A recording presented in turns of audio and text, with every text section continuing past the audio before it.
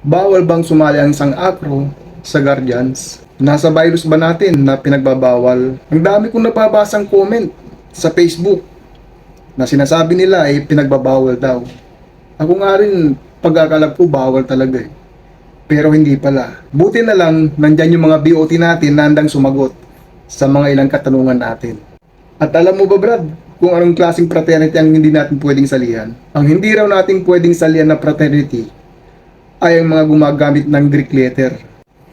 Tulad po nitong fraternity natin, Alpha Kappa Rho, Greek po yan kapatid.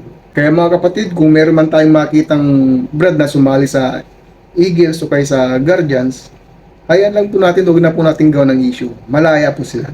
Sana mga Brad, kahit papalo ay meron kayong napulot na konting aral mula sa Kuya Lenyo o Brad Lenyo. Long live!